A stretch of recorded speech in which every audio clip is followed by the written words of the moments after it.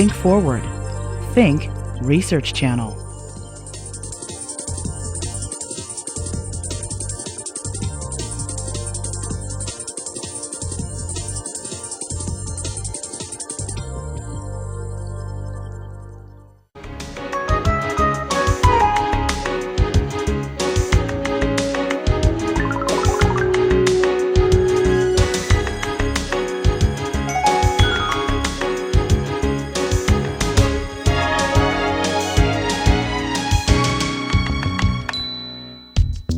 The following is a presentation of the American Meteorological Society.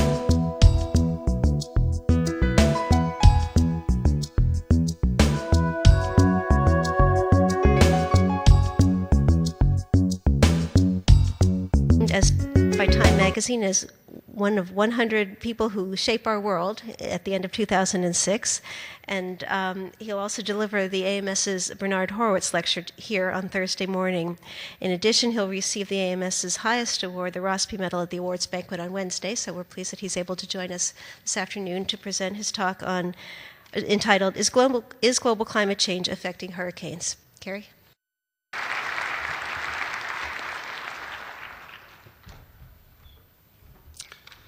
Thank you, and good afternoon. The title of the session is Bridging Studies of Weather and Climate, and tropical cyclones are a very interesting case study in point here. And when we think about weather and climate, as, for example, Mike Wallace talked about in his review talk this morning, there are many different ways we think about it. We think about climate itself possibly as the statistical expression of weather. But even if we're interested in very gross aspects of the climate system, like say the pole to equator temperature gradient, we know we can't simulate that without including the effects of baroclinic eddies, which flux heat poleward. And so to understand and simulate weather is also necessary to do climate. And I want to make the case, although not right here and right now, that although we don't generally think of tropical cyclones in that category, we're always interested in how they might respond to climate, we're not usually in the mode of thinking about how they might also be important for understanding the climate system. And that's really what I'm going to talk about Thursday. But today I'm going to focus on the traditional problem of how does climate change in general affect hurricanes. So let's begin with something that seems to be simple, but I think in the community of people who study tropical cyclones, we would all admit we don't understand this very simple statistic. It's just an annual count of the number of storms globally going back to 1970, which, by the way, is the first year that we reckon we had pretty good global satellite coverage so that the detection rate was close to 100%. And you can see that there are about 90 storms per year with a standard deviation of about 10. And the fact is that we don't understand why there are 90 storms per year. And you also can see that there's no evident trend in that number, and that reflects a collective ignorance about what really does control global tropical cyclone activity. Counting is easy, and it's easy to understand the numbers of storms, but it's not entirely clear, at least it's not clear to me, why nature would care at all about the number of storms when you consider that a very small tropical storm just can't be compared in any reasonable way to, say, a Category 5 hurricane in such measures as the total amount of energy released, wind speed, and so on. So a better metric might be something like the power dissipation, and we talk about this power dissipation index as something we can actually easily calculate from historical data. It's simply the integral over the lifetime of the storm of the instantaneous maximum wind speed cubed. And it can be shown to be a measure of the frictional dissipation of kinetic energy in the hurricane boundary layer, and therefore a measure of the total amount of energy conversion going on in the hurricane over its lifetime. And we look at that particular measure. We're, of course, plagued by data problems because measuring wind speeds in hurricanes is not easy, and it has not been done consistently in time.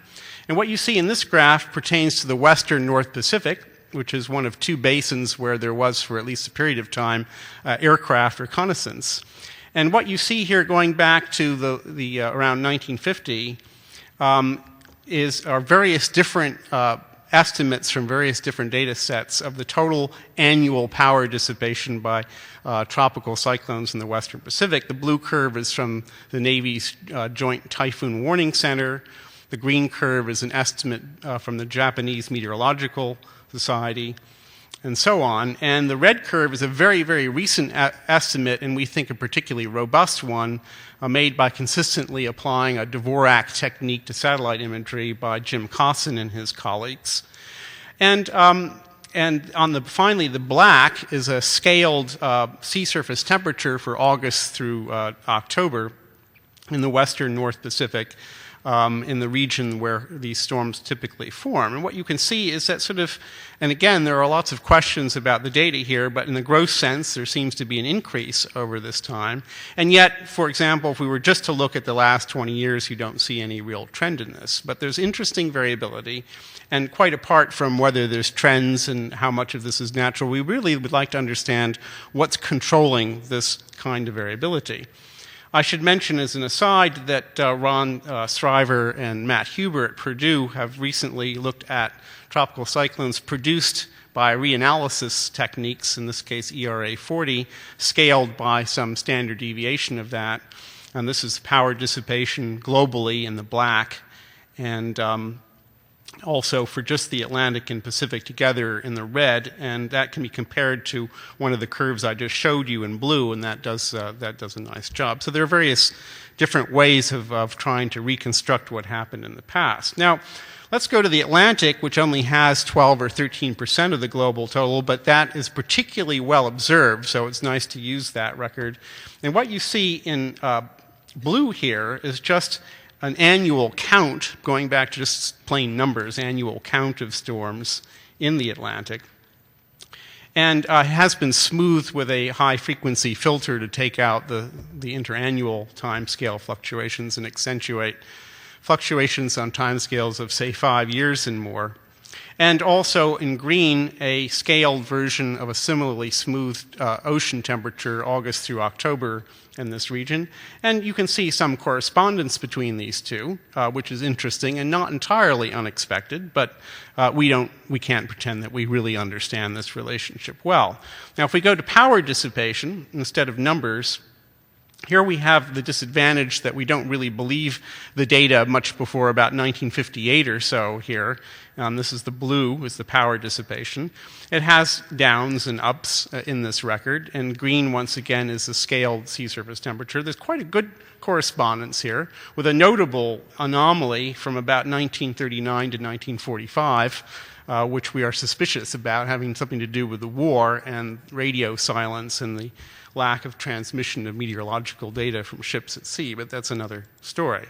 If we look at the modern record of these two quantities, sea surface temperature and power dissipation in the Atlantic, it's remarkably well correlated. 90% of the variance of power dissipation is explained, quote unquote, by the sea surface temperature. So there's a strong empirical relationship between power dissipation and sea surface temperature, and the question is, why is that so?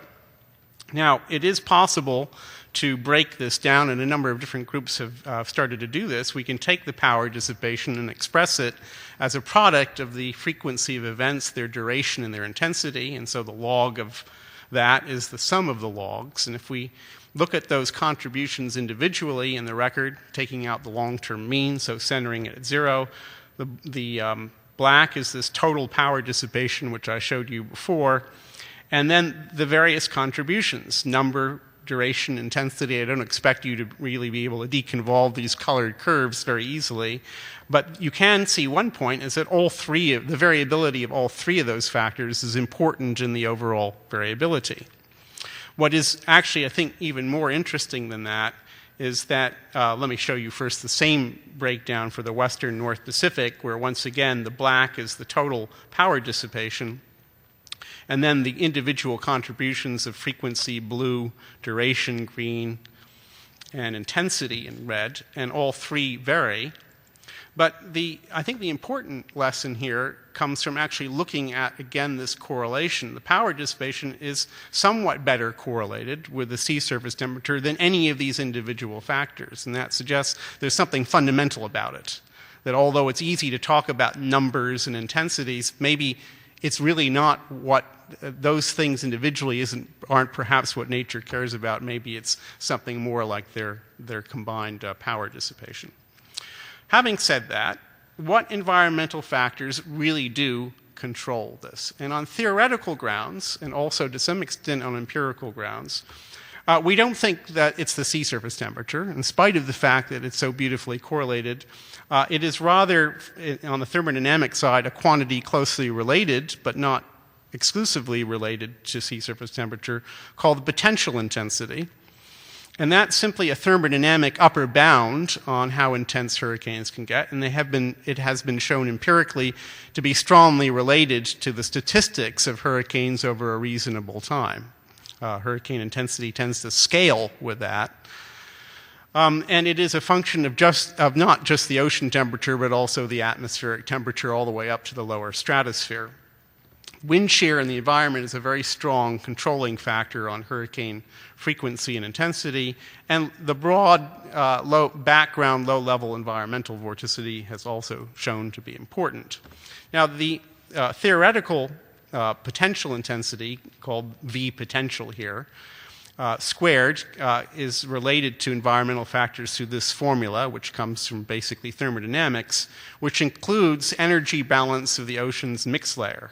And when you do that, you can see that there are essentially 2 or 3 important factors. There's a kind of efficiency, which is the difference between the ocean temperature, T sub s, the temperature near the top of the storm, which we'll call the outflow temperature. And then these are the things that really control the sea surface temperature and things like that, is the net incoming solar radiation, the net outgoing radiation, which is infrared, and then various things that affect, from the point of view of ocean dynamics, the temperature. And very importantly, the background surface wind speed that appears in the aerodynamic flux formulas. If you have a small wind speed, you need to maintain a much greater thermodynamic disequilibrium between the atmosphere and the ocean to balance the heat input from radiation. So that's very important. This also illustrates that without a greenhouse effect, where the outgoing radiation would then equal the incoming, you couldn't have hurricanes. Hurricanes owe their existence to the fact that we do have a greenhouse atmosphere. What has potential intensity actually done in the Atlantic over the last half century or so? This is a graph from NCEP reanalysis data. There's actually a lot behind this. It's very dangerous to use this to do trends, and there are some corrections that have had to have been applied to this. But you can see it didn't vary a whole lot through and this, by the way, is not filtered at all. It's just year by year. But in the last 20 years or so, it's gone up by about 10%, which is a very spectacular increase, okay? And somewhat more than we had anticipated based upon modeling of, say, greenhouse warming. Now, we know from kind of a downscaling technique that we've developed over the last few years that if we look at very large ensembles of numerically simulated storms in given climates, okay, that the power dissipation by these storms is very sensitive to this potential intensity. So in this case, you're seeing the cumulative distribution of tropical cyclones in the Atlantic by wind speed. So this is the number of events per millennium that exceed 40 knots and so on. For the present climate, and for a hypothetical climate in which the only change we've made is to increase this thermodynamic bound by 10%. All the other factors, the statistics of the wind shear and so on, are held constant, and in that case the power dissipation goes up by 66%. And so these two are consistent with observations. Indeed, in the Atlantic, potential intensity has, for one reason or another, gone up 10%, as has the power dissipation by roughly 60 or 70%. Now, why has the potential intensity done that? Well, it's obviously easy to say, well, the sea surface temperature has been going up, and that's true, but if that's all we knew, we wouldn't have predicted a 10% increase. Some of it has to do with the fact that at the same time that the sea surface temperatures are going up in the tropics, the stratospheric temperature, which definitely enters as an important factor in this limit, has been decreasing. And by the way, decreasing stratospheric temperature contributes to an increasing potential intensity. And the blue is from NCEP reanalysis data, and the green is from MSU data. averaged again in the summer months of this tropical Atlantic. You can see the effects of 2 major volcanic eruptions there. There has been a downward trend by about a degree over the last 20 years in the lower stratosphere. And so when we try to do that decomposition of the potential intensity, this is what we get for the North Atlantic. The black is the potential intensity record I already showed you over the last 50 years. And then we've broken it down into 3 factors. This again is the log of those contributions with a long-term mean removed. So the red is the contribution from changing surface wind speed. The blue is from the thermodynamic efficiency, which in this case is mostly being varied by the stratospheric temperature. And the green is from the surface radiation balance. So once again, all 3 factors are contributing to the variability. But the trend over the last 30 years or so is dominated by the changing radiation, which is probably greenhouse gases, and the cooling stratosphere, which you see the effect of in blue here. Okay, so the colored curves add up to the black curve. So it's not simple, okay? It's not just a simple one-to-one relationship between potential intensity and sea surface temperature. This is the same decomposition for the western North Pacific, where again, without trying to unscramble those lines in your mind, you can see that the variability of all of those factors contributes to the potential intensity. In the case of the western Pacific, there's not much coherence among the 3 factors that you saw in the Atlantic. Finally, as I said it sort of toward the beginning, we believe on theoretical grounds that power dissipation is controlled by this potential intensity by low-level vorticity and by shear. And for the Atlantic from 1980 to 2005, this is wrong, it's not 1949 to 2005, it's 1980 to 2005. This is the same decomposition. This black is the observed power dissipation, and then the log of it, I should say.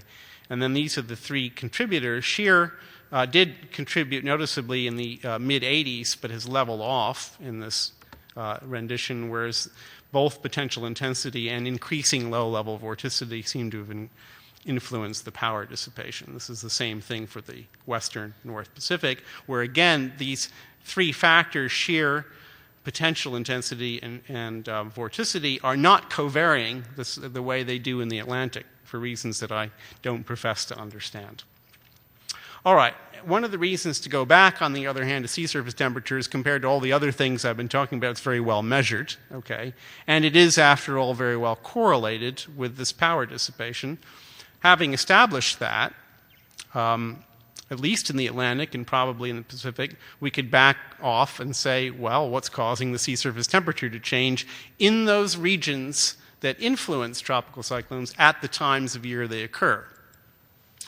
Well, this graph, I think, is kind of interesting, and all it is the August through October sea surface temperature in this so-called main development region of the Atlantic in blue, with a simple 10-year running average applied, going all the way back to the middle of the 19th century. And you see this minimum in the early part of the 20th century, an abrupt rise to mid-century, a fall, and then a rise again, all right? The green curve is exactly the same thing applied to not just the tropical North Atlantic, but the entire northern hemisphere, including land, pole to equator. It's just the northern hemispheric surface temperature. And the point I want to make with this graph is that for whatever reason, the tropical late summer, early fall, the tropical Atlantic sea surface temperature is not doing anything on the decadal time scale that's appreciably different from the northern hemisphere. And at least Occam's razor would suggest that it's improbable, not impossible, that the Atlantic, some regional Atlantic climate phenomena, is controlling the entire hemisphere. It's possible, but it seems more reasonable to think that whatever is causing the northern hemisphere surface temperature to vary that way on those timescales is also affecting the summertime tropical Atlantic.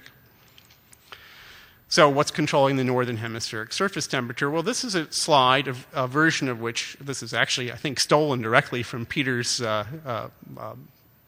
material as he presented earlier this afternoon.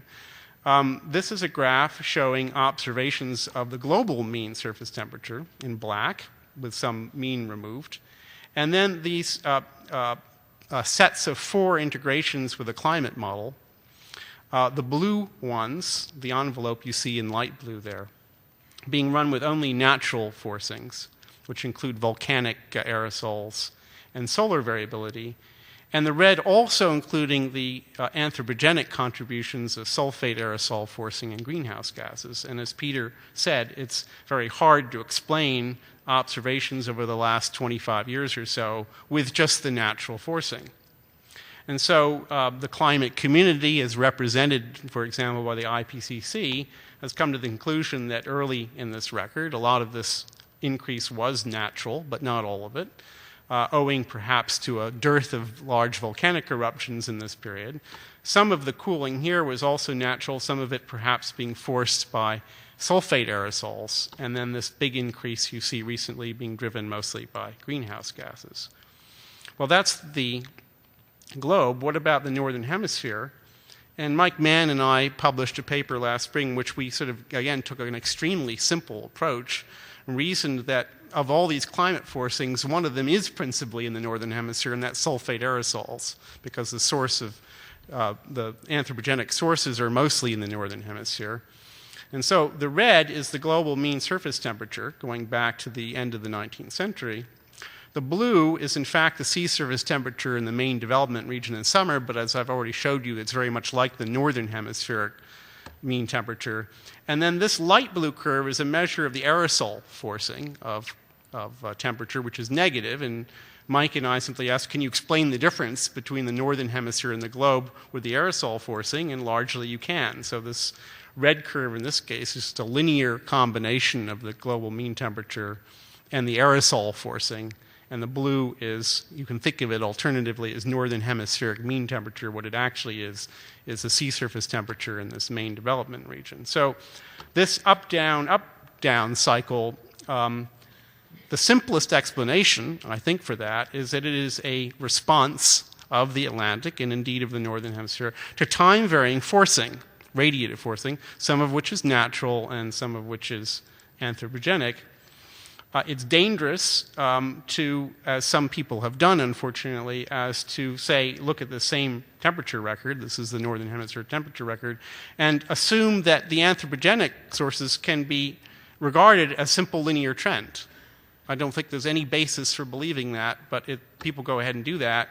They take a linear trend and they say whatever is not fitting on that curve must be natural. So if you remove the simple linear trend from the northern hemispheric surface temperature going back to the middle part of the 19th century, you get this up-down cycle. And that was the basis of a whole bunch of papers that argued that there's something cyclic about this phenomenon. This is the famous graph from a paper in 2001, which is the result of a much more sophisticated EOF-type analysis showing the variation strength of something called the Atlantic multi-decadal oscillation. I have to tell you that personally, I've ceased to believe in that phenomenon, except as it exists in certain climate models, where I think it's clear. I think in nature, this pattern is much more likely the result of just detrending the response of the temperature to this time-varying forcing. So let me try to summarize here so that there's time for questions, I hope. The frequency, intensity, and duration of and especially the energy of tropical cyclones seems to be changing in concert with tropical ocean temperature on fairly long time scales. Let me be very careful to add a caveat that does not explain year-to-year variability. There's a lot more going on there. And of course, if you go downscale, storm-to-storm variability, it's an entirely different kettle of fish. But when you go out to long time scales, you really start to see this connection. Empirically, these seem to be brought out, these seem to be correlated best, maybe brought about by changing potential intensity, which is not just ocean temperature, but stratospheric temperature, going down in this case, and also low-level vorticity. And I don't think there is any evidence at the end of the day for natural cycles, multi-decadal cycles in the tropical sea surface temperature, or indeed in tropical cyclone activity. The long-term trends in variability I think the simplest explanation for them is that they have arisen from forced climate change, radiatively forced, some of which is natural and some of which is man-made. So I'll leave you with that thought. Thank you.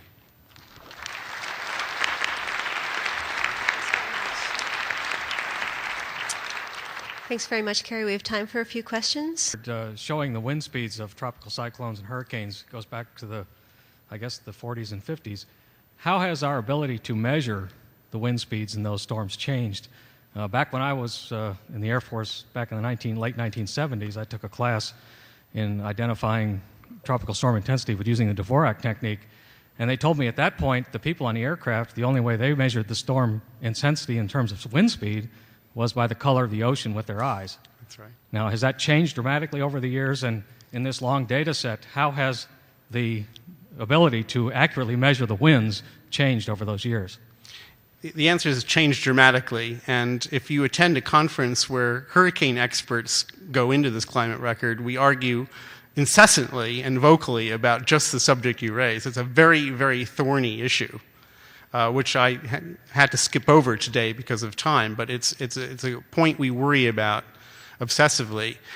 You're right, up until the late 1950s in the Atlantic, the only way that wind measurements were reported from aircraft were from the appearance of the sea surface. And the people doing that didn't have a lot of experience calibrating that against experience or measurements. So, that record is very, very suspect. Then finally they started measuring ground speeds, I think in the late 50s, and you started to get quantitative measurements. But it's a very thorny issue. I'm curious to know, do you think potential vorticity maxima have an influence on the formation of hurricanes and tropical cyclones, seasonally, climatically? Yes, that's a good question. I mean, one of the things that we know about tropical cyclones is that they don't form spontaneously. A lot of atmospheric and oceanic things arise fundamentally from a linear instability. Tropical cyclones don't.